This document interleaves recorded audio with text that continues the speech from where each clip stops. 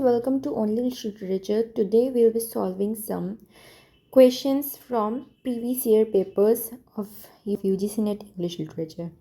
So let's start with the first question. Which Walter Scott novel is set in France in the 15th century? You have 10 seconds to answer. Option A is Red Gauntlet, B. Ivanhoe, C. The Antiquary, D. Quentin Durward. So the correct answer is D. Quentin Durward, because it was published in the year 1823 and it revolves around a young Scottish archer serving King Louis XI during his power struggle with Charles the Bold, Duke of Burgundy. Let's move on to the second question, which says, in the function of criticism at the present time, what is proposed by Matthew Arnold as the essence of criticism? What is the essence of criticism? You have to mention that. What is the essence?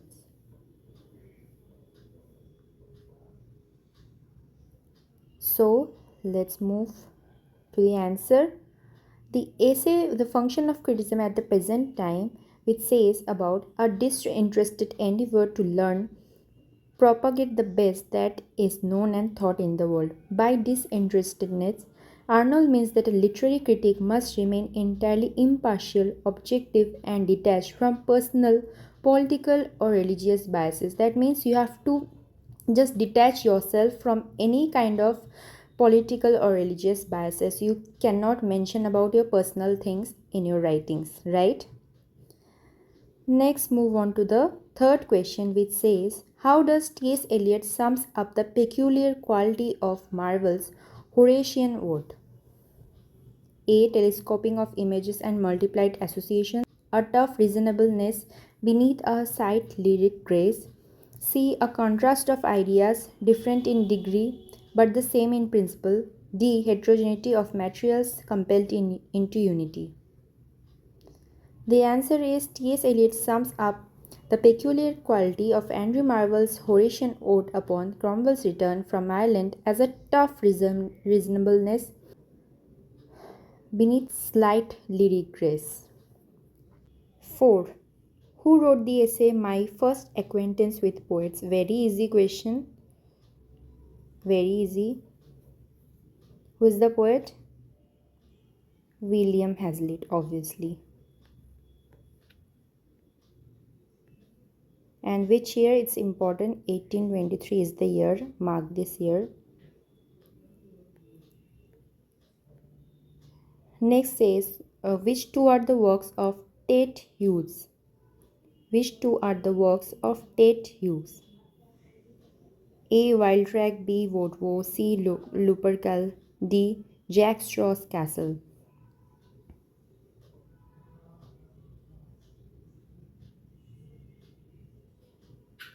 Very easy to determine. Vaudeville and Lupercal are his works, so the option comes is B and C. And what are the options? Other options. A. Wildtrak. This is a poem written by English poet John Silkin, published in the year 1965. D. Jack Straw's Castle was written by Tom Gunn in the year 1976. Which two of the following are fallacious evaluations of poetry according to Matthew Arnold's The Study of Poetry? Just now we have understood what is disinterestedness. Let's see which are connected to disinterestedness.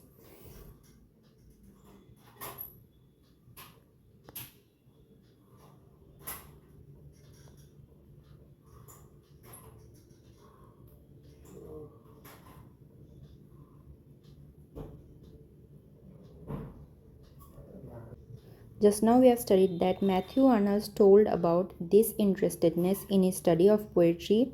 So, if I say disinterestedness with what? With personal relations or personal thinking. So, there is this answer comes the personal thing, and another is historic thing. That means you should not connect something with your personal experience. So, here are The two options, personal experience and personal history. So the correct option comes B and D. So 4 is the right answer.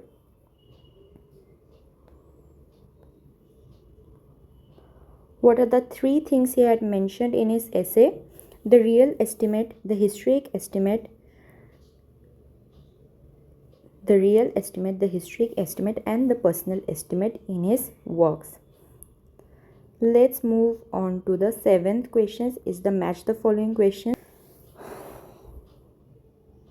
So if I connect this Robert Browning with Strafford, then we get the right answer, because we have seen that Robert Browning had written Strafford, and where is the option where A is with 5? That is in the first option. We can see Robert Browning with his work Strafford, S.T. Coleridge with his work Remorse, a play written by S.T. Coleridge, C. A. W. Pinero, The Sacred Mrs. Tanqueray, D. Alfred Tennyson with his work Queen Mary, and E. William Wordsworth with his work The Borderers. So Robert Browning with his work Strafford, Coleridge, Remorse, A. W. Pinero, Mrs. Tanqueray, Alfred Tennyson, Queen Mary, and William Wordsworth, The Borderers. Which of the following is the collaborative work of W. H. Auden and Christopher Isherwood?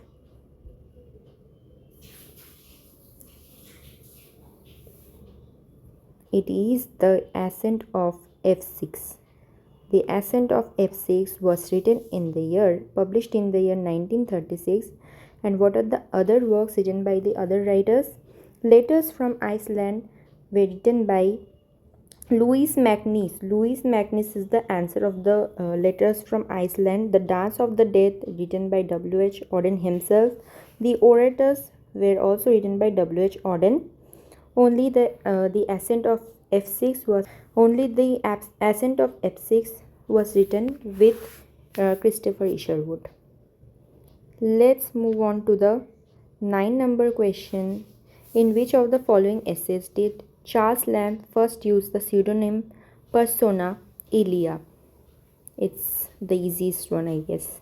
Let's move forward to the 10th number question, which says, who among the following has written a series of poems entitled Very Indian Poems in Indian English? Nissim Ezekiel. Nissim Ezekiel is the poet of this poem, who is widely known for the figure of father of modern English poetry. He specifically composed the satirical series Very Indian Poems in Indian English to capture and gently mock the colloquial nuances, syntax habits, and idioms used by everyday Indians speaking English. And his other well-studied poems are Goodbye Party for Miss Pushpa T.S. and The Patriot. Can you name one another poem by Nissim Ezekiel? Yes, you can comment down in the comment section. Night of the Scorpion is the most popular poem that we had in our college. Next, move to 11-number question, which says, which of the following is not known as a war poet in English literature? Is the easiest question ever.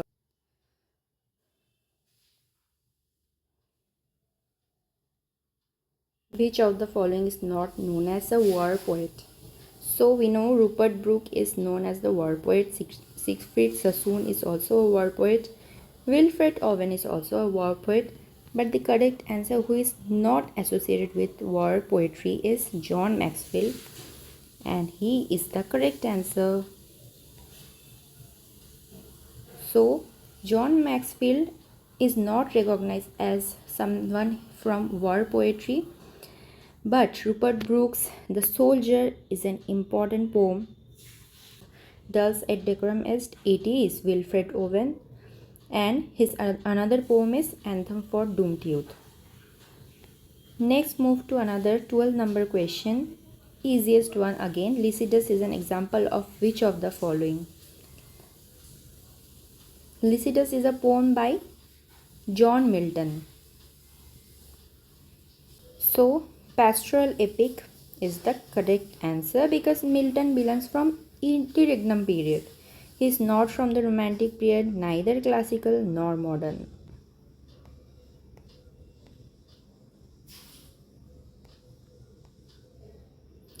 Name the British poet who wrote Saurabh and Rustam. Name the British poet.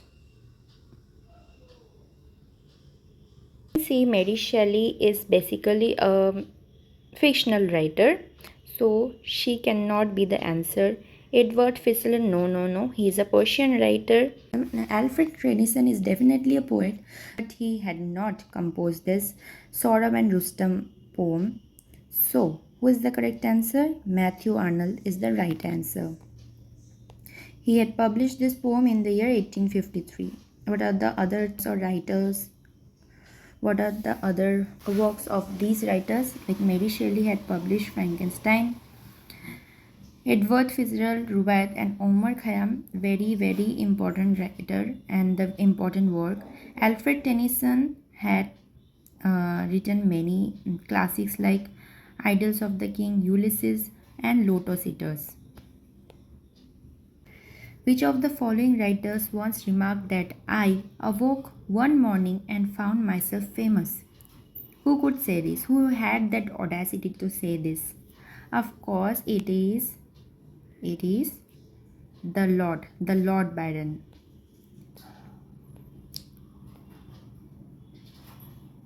This statement was found in the narrative poem of Lord Byron, Childe Harold's Pilgrimage, which was published in the year March 1812. What is the correct chronological order of the works of John Milton? Correct chronological order. Here comes the chronology. A. Paradise Lost. B. Paradise Regained. C. Lycidas. D. Comus. E. La Allegro. So the first should be La Allegro. And this Paradise Lost should come at the second last. Should be in the second last section. So 1, 2, 3, 4, 5. This should be in the fourth. This should be in a fourth position. And B. Paradise Regained, which was the sequel of Paradise Lost, should come at the last. So this fourth and fifth. So where could I find that A at the second position? Here we cannot find this Paradise Regained at the last position, that means on the fifth position, but we can definitely find on the first option here. So this is our correct option. EDCAB is the correct answer, where La Allegro was published in the year 1631, D. Comus was published in the year 1634, Lycidas 1637, Paradise Lost 1667, Paradise Regained in the year 1671. Match the following poem. To His Coy Mistress was written by our very well-known writer Andrew Marvell. Andrew Marvell, let's see where A is connected to 2. First option is the correct answer here. We can see because it matches with The Scholar Gypsy was written by Matthew Arnold. C number Still I Rise was written by Maya Angelou, and If was written by Rudyard Kipling.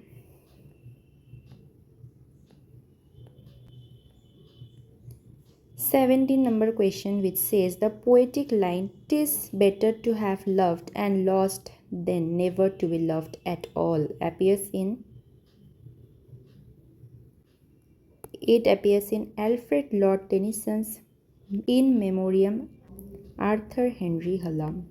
Famous line appears in Canto 27, of which among the following is an incomplete poem by P.B. Shelley?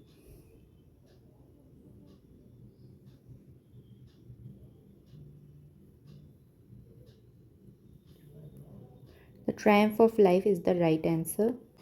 It was left unfinished due to his tragic drowning and boating accident off the coast of Italy in July of that year.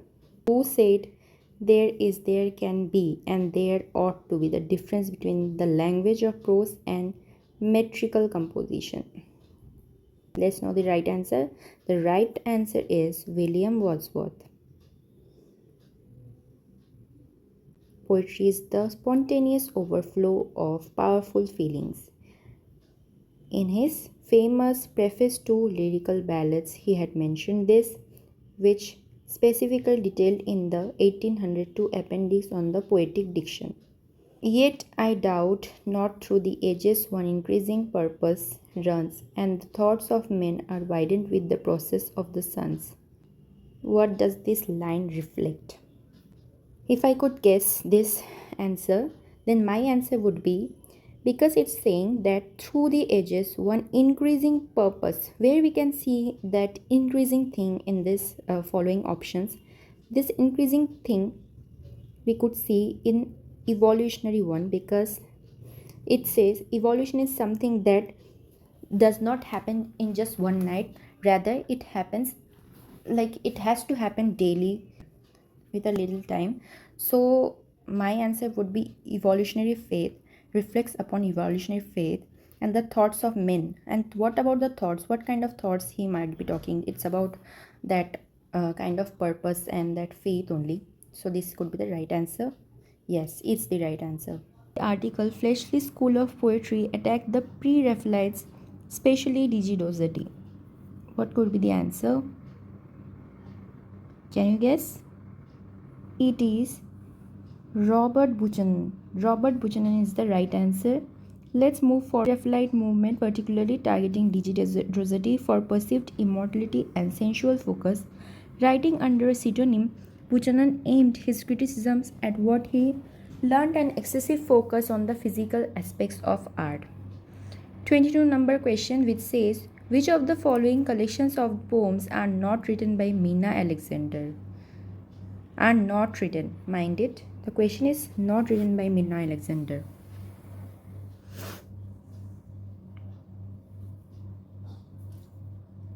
So we know that River and Bride is written by Mina Alexander. Raw Silk is written by Mina Alexander. And also Stone Roots is also written by Mina Alexander. So this A, C and D are written by Mina Alexander. But which were not written? So where is B and E? Here. Phone number. Let's move forward. River and Bride is a poetry collection composed by Mina. Raw Silk is also by Mina Alexander. Stone Roots is also by Mina Alexander. This Articulate Silence is by Shiv K. Kumar, and Our Time to Change is by Nissim Ezekiel. 23 number question. Who among the following refutes Plato's charge that poetry are liars by arguing that the poet nothing affirms and therefore never lied? How can you remember this question? By P for Plato, P for poets, and P for Philip Sidney. So Philip Sidney is the right answer. Philip Sidney said this. It is an apology for poetry. An apology for poetry, also known as the defense of poesy. So the poet, he nothing affirms that and therefore never lied. He argues that unlike historians, scientists or lawyers, a poet does not claim to present absolute literal historical facts. Instead, the poet creates fiction to illustrate higher allegorical, moral or universal truths. Since a poet never asks the reader to believe their work as factual truth, they cannot logically be accused of lying. Next, move forward to which of the following poems by Philip Larkin with the line, "Never such innocence again." Never such innocence again.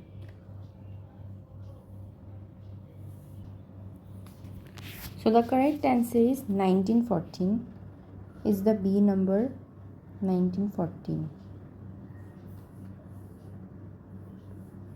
And numerals title stands for the year 1914, the poem published in Philip Larkin's 1964 collection.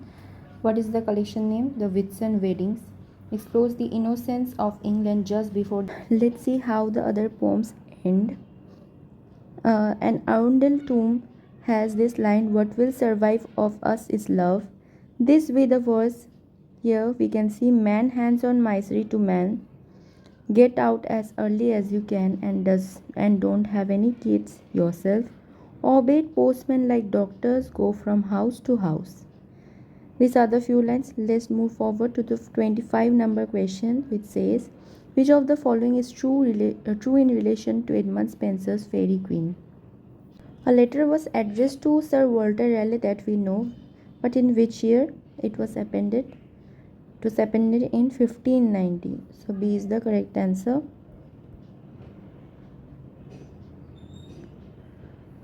B is the correct answer. And let's move forward. 26 number question. Who was Milton's model and he recast the first edition of Paradise Lost in 10 books to 12 books of the second edition 1674? First is Lucan, Ovid, Virgil, Homer. The correct answer is Virgil. Milton aligned his works by adopting a 12-book structure. Milton aligned his work with the classical epic tradition established by Virgil's Aeneid, which was also written in 12 books. 27 number question. Which two of the following poets defended against Plato's denigration of poetry? Again, P for Plato, P for poetry, P for Philip Sidney, and P for P.B. Shelley. So B and D is the right answer. Yes, let's move on. Philip Sidney famously wrote an apology for poetry, also known as the Defense of Poesy, and P.B. Shelley had mentioned in a Defense of Poetry that was published in the year 1821.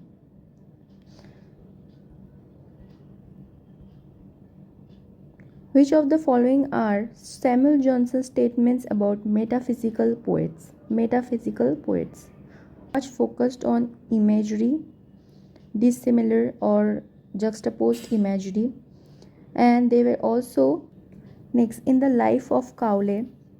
Which two of the following criticisms were made by Samuel Johnson against a group of writers he termed the metaphysical poets?